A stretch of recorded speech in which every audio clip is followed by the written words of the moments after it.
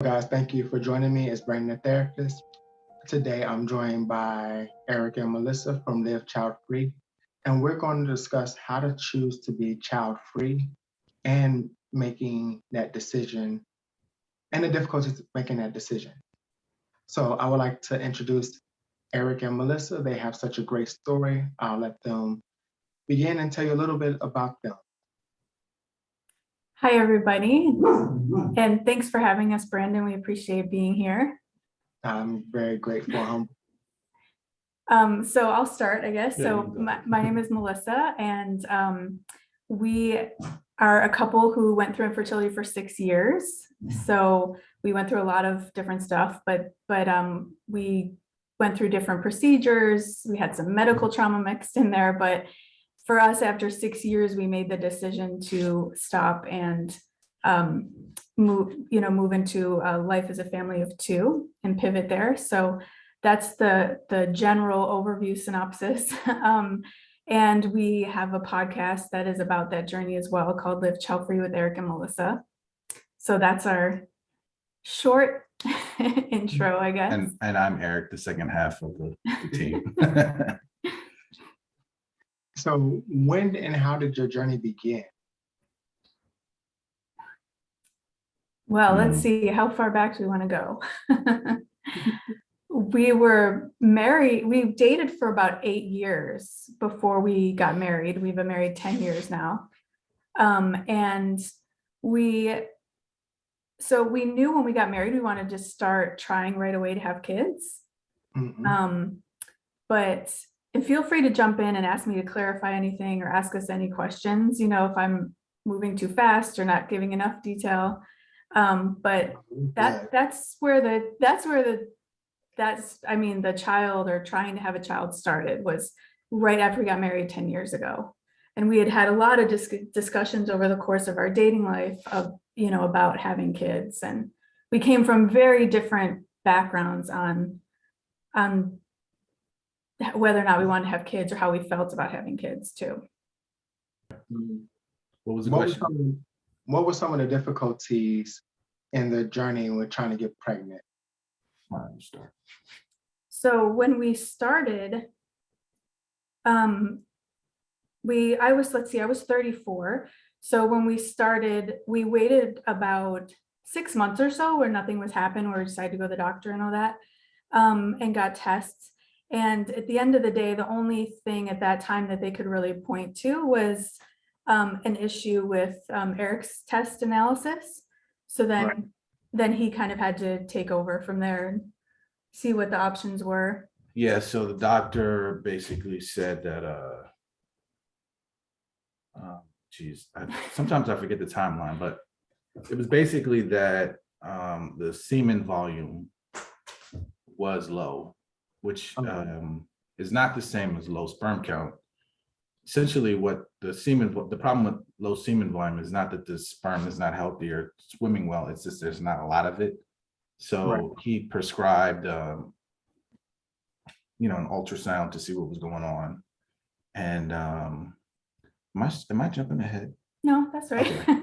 And thankfully it's been a while, so sometimes we have to dust off the cobwebs. Okay, so then the doctor recommended go to see a urologist. Urologist did what's called a sonogram.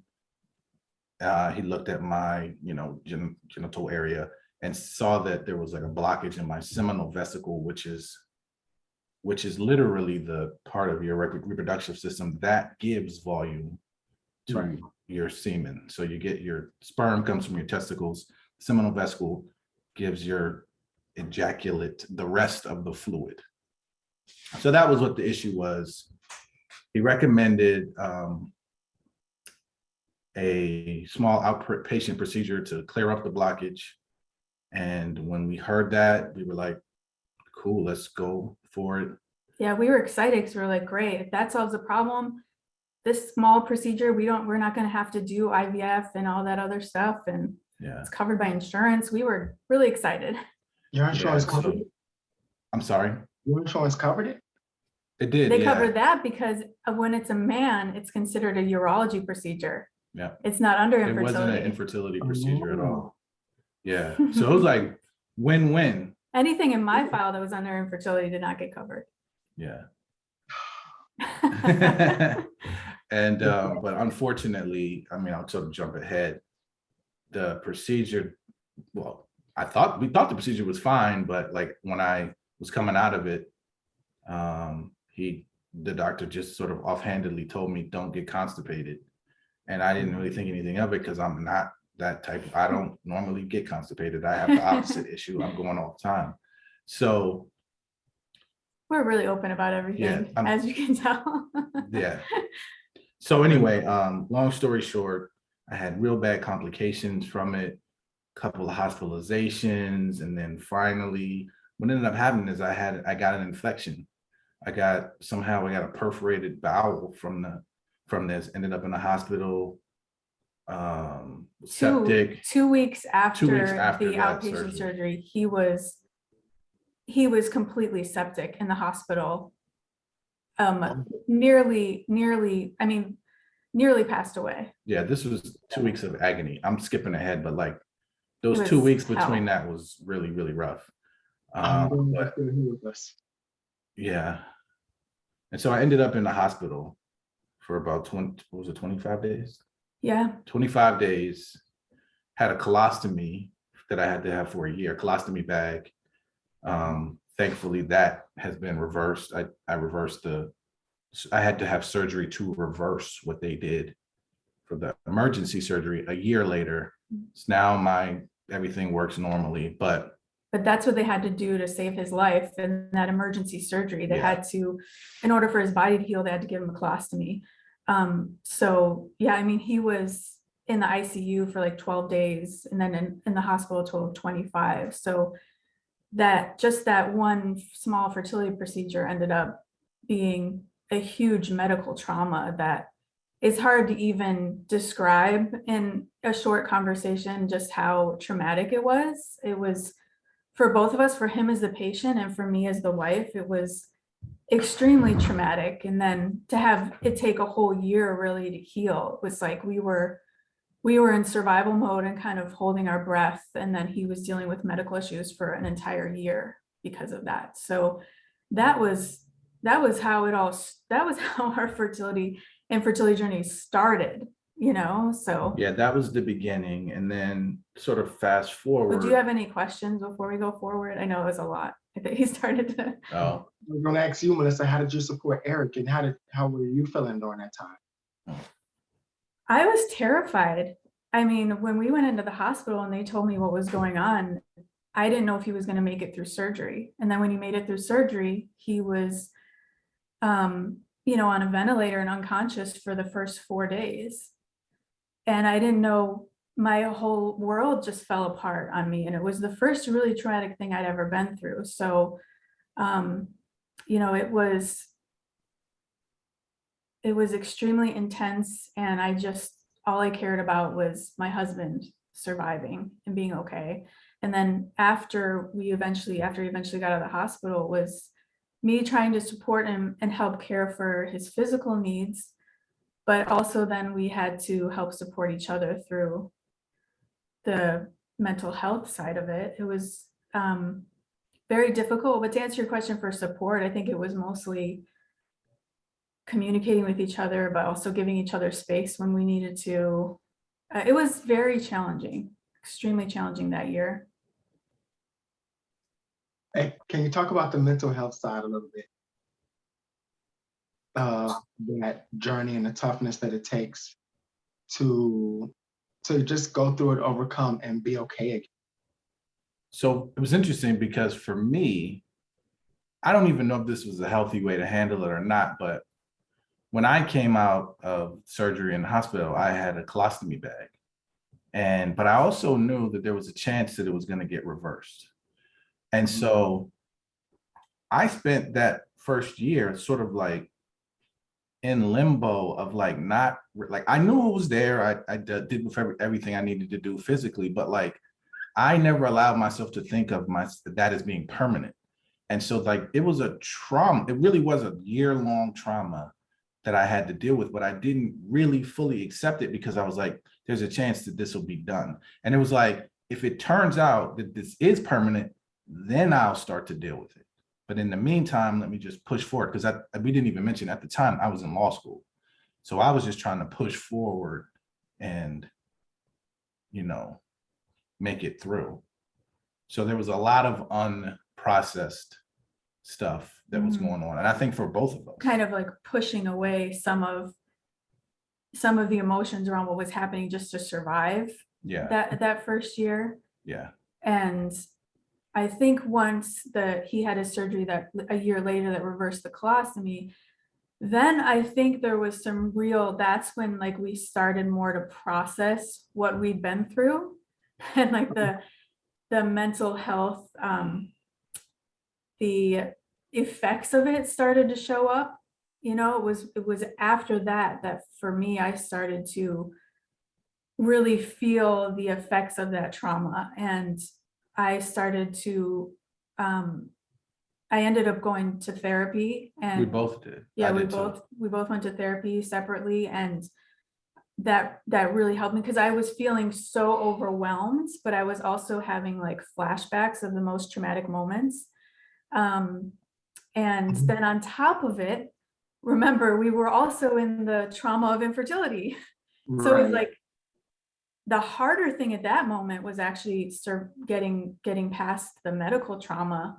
But then there was also infertility going on, and eventually having to come back to the discussion of, well, is that it? Are we just gonna walk away from trying to have a child because we've already been through so much trauma, or are we going to look at some other options? And that took a lot of time. We needed space to heal. We both felt different ways about this at different times, but there really had to be a lot of space where we weren't talking about having kids or the fertility part of it for a while, because we came out of such a traumatic event. But thank God for therapy and time, mostly in that, and talking to each other, because we weren't always feeling the same things. So and sometimes those conversations were really difficult. I'm so glad you two were able to navigate your marriage, because it gets complicated and difficult, honestly. Yeah. Very. I mean, even in my journey, I didn't talk, and I'm supposed to be the therapist. Mm-hmm. So yeah, I think he was the better communicator than I was. He would, have to sometimes pull it out of me how I was feeling, and because I would just like want him to know, like, just like through osmosis, or like, what, isn't it in the air? Can't you tell how I'm feeling? And he would be like, no, he would need specifics. He'd be like, I can't just feel off of you what you're feeling. Like, I need you to really be specific with me.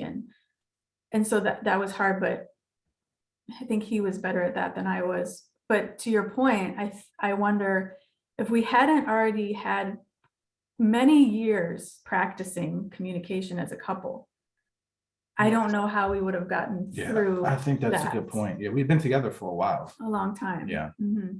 Yeah, that time does help. Yeah. Yeah. Yeah. I feel for couples who end up going through infertility who are only a few years into their relationship, because, I think that's got to be really extra. It adds an extra layer, I would think. Not a lot of history to hold on to. Right. Yeah, just the practice, even if you'd been in other relationships before that, each relationship, you're two different people, you have different styles around communicating. You kind of have to have a history of like it doesn't have to be something super traumatic, but like just sort of a history together of going through making it through some sort of trial or something. Mm-hmm. And if you have years together, you probably have gone through something. So it's a little easier when you kind of know, okay, we've been through a few things together. Maybe we can, build upon that during infertility. But if you guys just sort of met and never went through anything, that's kind of scary. If infertility is the first challenge. Yeah, you kind of get thrown in the deep end. Yeah. Especially since there's a lot of divorce around it. Yeah. Yeah. Mm-hmm. I think typically it's 30% higher. Is it? Mm. Yeah, it's much. Yeah. And the financial issues that come with infertility. Yeah, it's a deadly combination. Yeah, that's really tough. So, Eric, if you could do it again in a better circumstance, would you do it? And what would be your advice to men who are looking to go through the surgery? Because I turned mine down. The doctor, he Oh, said, really? you can try a biopsy, but you have maybe a 25% chance. And it just wasn't, or was it 12%? Something like that. It was really low because it wasn't a low volume. Mine was just fragments. So I wasn't Okay. producing anymore.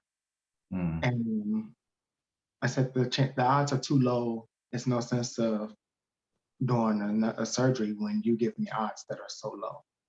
To find Well, out. also, was like, I don't want to get too personal, but was your surgery like a sort of major? Because mine was, he told it to me like it was pretty simple. It was only going to take 45 minutes. You'll be home the next day. You know what I mean? Like, and he was also like, oh, I see exactly what the problem is. Let's fix this. It's not going to be a big deal. Now, if somebody had told me sort of there's a 14% chance that this might happen and it's kind of a major deal, I might have said no too. Right. You know? It was a simple surgery. It's just the odds of finding actual sperm was low because I was in fragments. Okay. And so he didn't officially diagnose me as azoospermia, but same concept. Okay. Where it's just not producing any whole sperm. Okay, got you. Yeah. My advice. You said, would you do it again? What? Oh, okay. That's a really difficult question. Would I do it again? Like, I mean, if it had. I mean, why would you go through that trauma again? But I mean, I think I probably would if I see, the thing is, I don't actually know if the doctor made a mistake during the surgery, right, or like we never kind of ever figured that out. There's no way to know. There's no way to know. Yeah. I assume they made a mistake, and that's where the bowel perforation came from, because they're so close to each other. Yeah, I don't think that what happened to me was like a typical complication of the surgery. No, it was like 1 in a million probably. Yeah, that's why I might just recommend, like, what happened to me probably isn't going to happen to most people. right. And so if I did it again, it probably wouldn't have happened. I know I'm not really answering you, but I'm trying to give you a sense of like, it's actually not a cut and dry would I do it. There's a chance I would do it again. If I'm being honest, I might. Okay. And so. But if I knew the future, I would have talked him out of it. Yeah. Yeah. Because that is difficult. I know other men who have both chosen and haven't chosen to do it. Most walk out successful. So yeah, that's the thing. It's not a scary surgery. It's just, as I always said, I hope my surgeon is on the awake side of his day. Yeah. Just so it minimizes chances of mistakes. Right. And I think if we had had that procedure and then we had gotten pregnant, even if he had gone through the whole trauma first, but then let's say it still worked after that and we got pregnant, then you'd probably be like, yeah, I would do it again, because I have my child. Right. But it's a little different. That's why I was like, why would you do it again now? Because you went through all that trauma and we didn't end up with a kid. So it was, double whammy. Yeah. Right. Have you tried any other family building options prior to deciding to live child-free? Yes, we considered adoption. We considered the other type of assisted reproductive technology, like surrogacy, egg donors, things like that. But what we eventually did was 3 rounds of IVF, in vitro fertilization, and we were unsuccessful with them. There was some time between, like what we were talking about earlier. There was some time after that where we didn't really know if we would ever step foot in a fertility clinic again. But, I would say, I can't even remember the time frame, maybe like 2 years after his procedure, we decided to go to a clinic. And, since it was my body that time and not his, I was okay with IVF. So yeah, we did 2 rounds with one doctor, which didn't work. And Then we took a break and we decided to try more natural things. We did acupuncture for a long time, and physically we're healthier, and charting temperature, all that stuff. And then after that, we decided to do another round with a different doctor who was like very renowned doctor in Los Angeles, and didn't have any embryos to success. transfer. So at the end of the day, after that is when we sort of just like, just after that round of IVF, we were done considering any other options by that point. Understandable. And sorry to hear that. Thank you. Thanks. No problem. There's a lot of criticism when going through infertility in general, and more so when you decide to live child-free. In some cases, it usually comes from the parent, and they're like, I want to be a grandparent, and when are you gonna make me a grandparent? You're like, I'm trying to have the child. So Yeah. Right. Like, what else do you want me to do? right. What has been some of the greatest criticisms you guys receive for choosing to live child-free? It's interesting for us that most people kind of know what we went through. So like, it was almost like when we eventually told people that we were going to stop, they really couldn't give us a whole lot of like, you're being selfish, or how dare you stop. I mean, I ended up in the hospital. You know what I mean? I had a colostomy. Like, I almost died trying for a year trying to have a kid. Like, I'm only saying that to say that, like, the truth is we didn't really get a ton of that, but our situation wasn't normal or typical. But I'd say what we did get, though, sometimes we got some passive aggressive comments. Yeah. So not necessarily direct criticism, but there was more of a taking some time for a few people to accept it. Right. Where you could tell that it hadn't really sunk in what we had said to them. And so there would still be like, well, maybe you guys could just need to go on vacation. Yeah. And it was like, wait, but you know what we went through, and Right. and we have gone on a lot of vacations actually. But it was just like that in their mind. They couldn't come to terms with it themselves. They kind of in denial. I actually think it was more of a coping mechanism for them. Yes. Like, yeah. They didn't want to accept that we were. That's what I mean. It was like almost denial of what we had said. But they weren't gonna like fight us on it, like, how dare you stop? But it was like, well, we'll just go on vacation, and you never know, maybe something might happen. And we were just like, okay. And then We'll I had a couple people that I knew say things like, no, don't stop. Like, don't stop. Like, you keep trying, I know how much you want this. You guys would be great parents and things like that. And so not a direct criticism, but it really still is unsupportive, saying things like that to someone who's already made a decision. And also part of the reason why it's so unsupportive is because it's not validating not only your decision, but it's not validating the trauma that you went through. Right. For you to tell me, for you who hasn't gone through this, to tell me, no, keep going, keep trying, don't give up, is it's ridiculous and hurtful. But I think in those moments, people think they're being positive and encouraging and like a cheerleader, like they're helping because they knew how bad you wanted a child, but actually it's the opposite, that it's not supportive at all. So that's more what we dealt with than I would say criticism. Okay. You can't vacation your way out of it. I think infertile people are the most well-traveled people in this country. Right.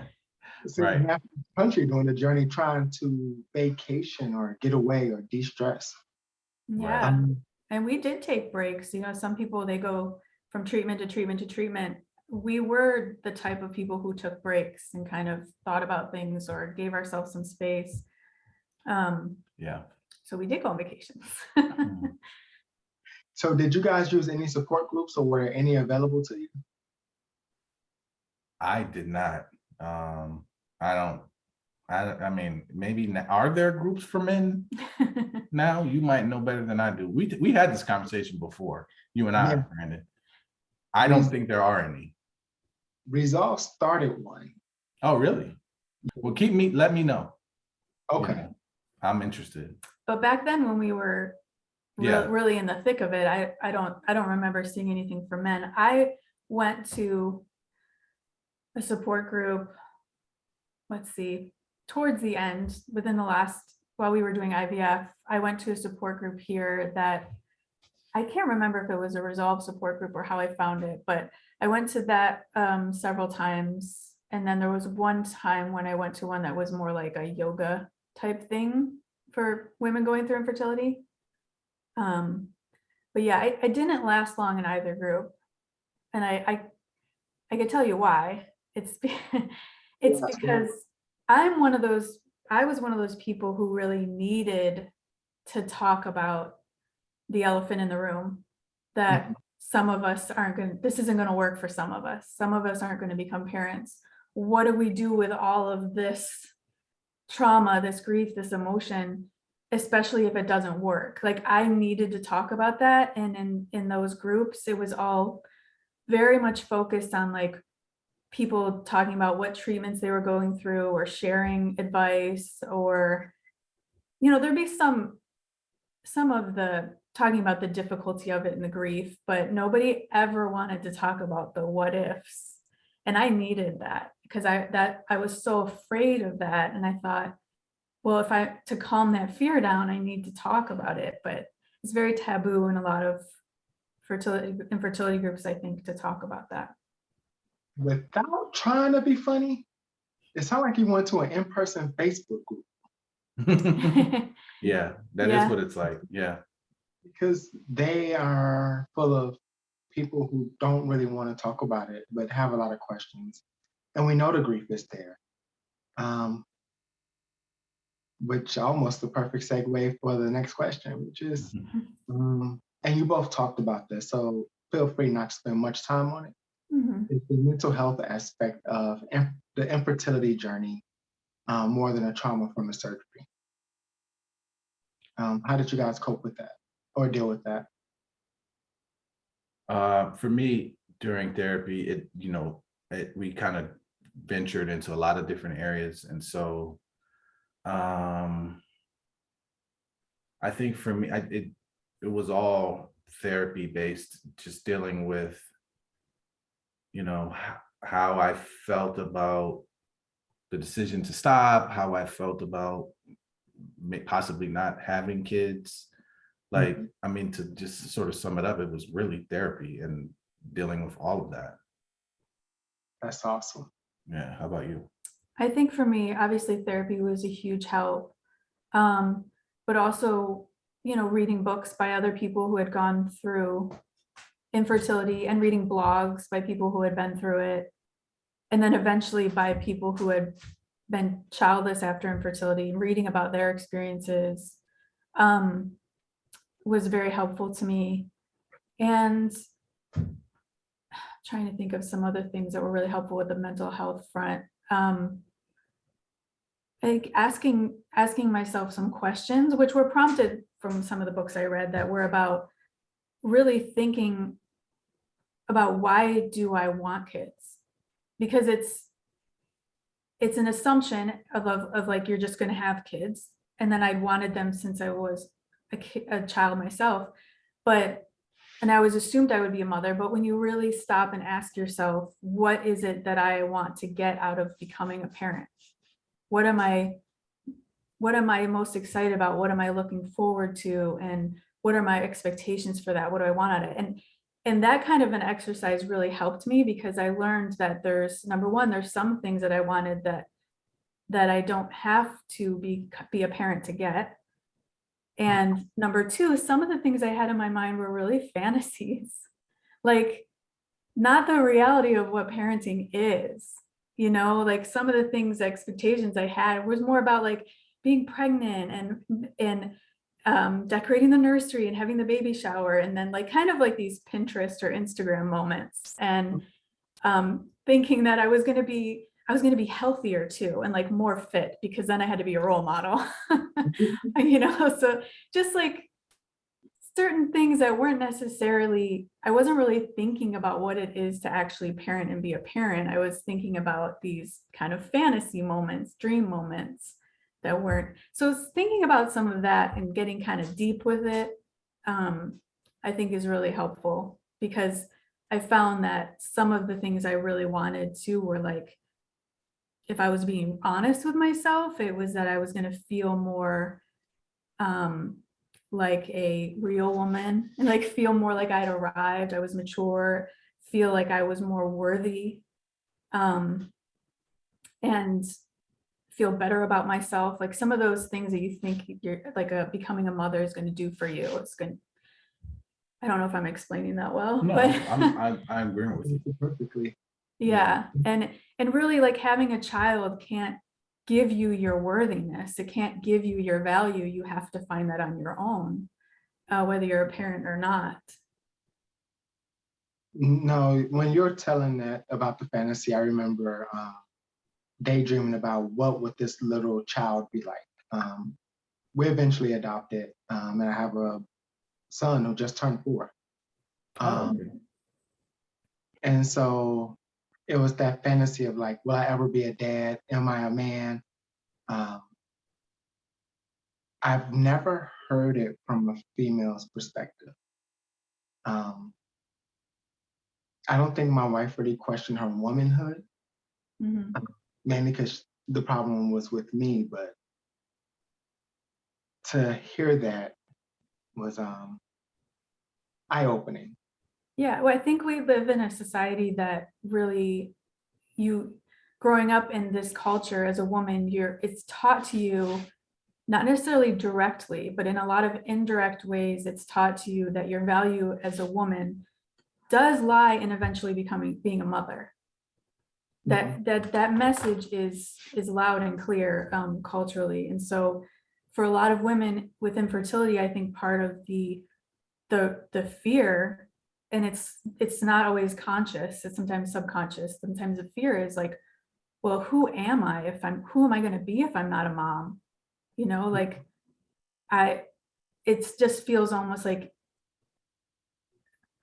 your identity is in becoming a mother at some point. I understand completely. Yeah. Actually, I have a question I'm dying to ask. Erik, your therapist, male or female? There's more than one. Yeah, there's more than one. While I was dealing with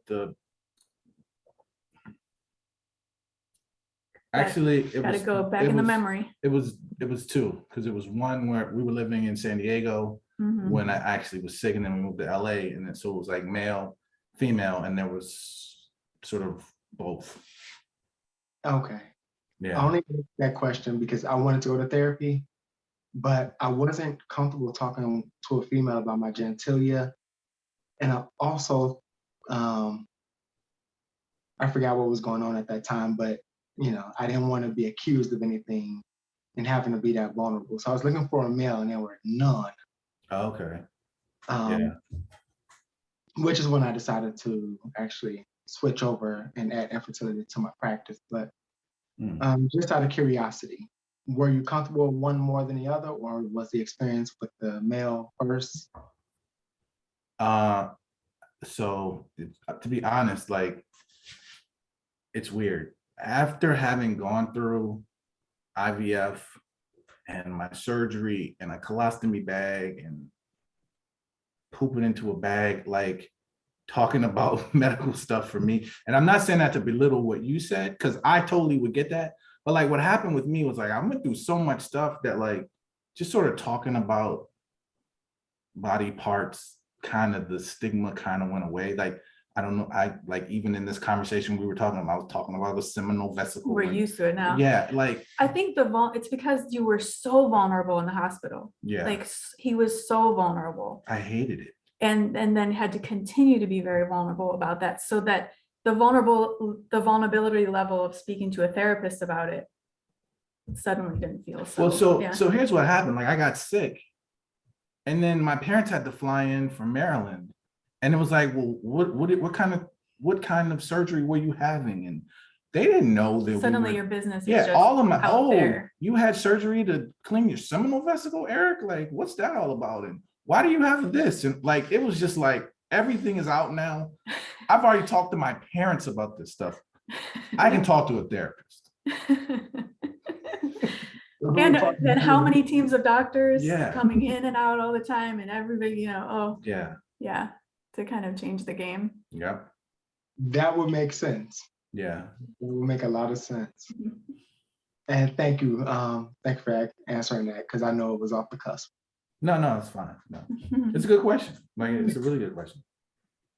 And I think other men might have that same question. Yeah.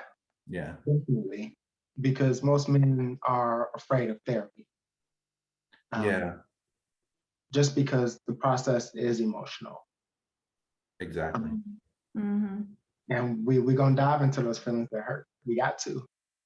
Yeah, I think for me, it was just like, it's like there's certain things that happen to people that are really traumatic. And like, I guess for me, the back of my mind, I always just know like, there's certain things I'm probably not going to be able to handle emotionally. And then I might need some help. And I don't know where I got that from, but I don't have I think of myself as a fairly strong person who can handle a lot of stuff, but I do know there's a level at which I'm going to need a professional to help me with this. And, going through something really traumatic, I'm going to make sure I need to talk to a therapist. I'm really glad that you both sought out therapy and realized the value in it. Yeah. And thankfully we had access to it. We could afford it, but we also had a little bit of help through insurance. And, I know that that's tricky for some people to navigate who insurance doesn't cover it, or, maybe can't afford it. It gets a little trickier, but yeah. Yes. Yeah. What advice would you give to someone who's thinking about living child-free? This is always the question. When I'm asked this question, I always kind of struggle, because when you're going through infertility, you have a lot of people giving you a lot of advice, like you're getting too much advice. And so it's hard for me to want to give somebody advice who's going through infertility. I think that it's such a gut inward decision and thing that you can only answer for yourself. And so it's hard to give somebody advice on it, other than to give yourself enough space and take a break maybe from treatments to be able to take stock in how you're feeling. What does your bank account look like? And how do you feel about that? How are you feeling emotionally? How are you doing physically? How is your partner doing? Like taking time and space to really take an inventory of these things is helpful. And then, you were saying something the other day that was good about how if you just think about stopping. Oh, yeah. Yeah, go ahead. So what I think is, if you're a person who's dealing with infertility or something like that, and you're considering the idea of being child-free, like really consider it, and then pay attention to how you feel. Like if the idea of not having kids freaks you out and like you're not even really interested, you can't entertain it, and entertaining it, that should tell you something. But then if the idea is like, well, oh, that's interesting, let me think, well, maybe my life wouldn't be terrible, then that tells you something too. Like, and so you just get a gauge of where you are, and then like pay attention to those feelings and dig a little deeper into that.